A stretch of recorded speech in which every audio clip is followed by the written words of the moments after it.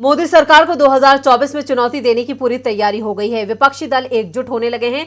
BJP के खिलाफ चुनाव में ताल ठोकने वाले सभी दल एक साथ आने की मुहिम जो है वो तेज कर दी गई है। विपक्षी मोर्चे की पहली झलक दिखाई दी हरियाणा में। इंडियन नेशनल लोकदल ने फतेहाबाद में विपक्षी मोर्चे की रैली बुलाई थी।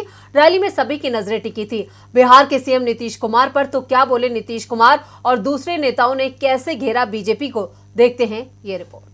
चौधरी देवीलाल की 109वीं जयंती पर हरियाणा के फतेहाबाद में विपक्षी गठबंधन का पहला शक्ति प्रदर्शन था और इस शक्ति प्रदर्शन में तमाम राजनीतिक दलों के नेता पहुंचे। बिहार से CM Nitish Kumar, deputy CM Tejashwi Yadav, NCP chief Sharad Pawar, Akali Dal के प्रधान प्रकाश सिंह बादल, सीपीएम महासचिव सीताराम येचुरी के साथ ही शिवसेना और दूसरी पार्टियों के तमाम नेता मंच पर दिखाई दिए।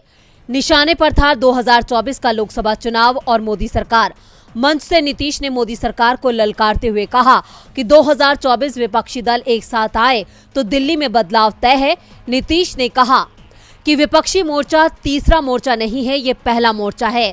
हम सभी को एक रहना है, एक रहेंगे तो ही मजबूत रहेंगे। मैं कांग्रेस सहित सभी दलों को एक मंच पर आने का आग्रह कर रहा हूं।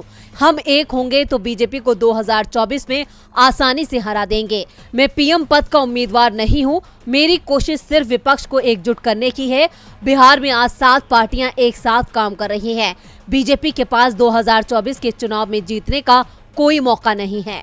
इसके अलावा नीतीश ने कहा कि देश में हिंदू और मुसलमानों में कोई लड़ाई नहीं है। बीजेपी गड़बड़ी पैदा कर मतभेद पैदा करना चाहती है। रैली में एनसीपी प्रमुख शरद पवार ने कहा कि किसानों ने दिल्ली की सीमाओं पर विरोध प्रदर्शन किया, लेकिन सरकार ने लंबे समय तक उनकी मांगों पर ध्यान नहीं दिया। सरकार ने किसान नेताओं के खिलाफ दर्ज मामले वापस लेने का वादा किया, उसे भी पूरा नहीं किया। किसानों की समस्या का मोदी सरकार कोई समाधान नहीं निकाल पाई। अब 2024 में सत्ता परिवर्तन के साथ ही किसानों की समस्याओं का समाधान सुनिश्चित किया जाएगा। जबकि बिहार के डिप्टी सीएम तेजस्वी यादव ने तो एनडीए के होने पर ही सवाल खड़े कर दिए। तेजस्वी यादव ने कहा कि आज देश में जो स्थिति बनी हुई है वो किसी से छिपी नहीं है। बीजेपी चाहती है कि इस देश का सब कुछ समाप्त हो जाए, केवल भाजपा, संघ और उनके कुछ साथी रह जाएं।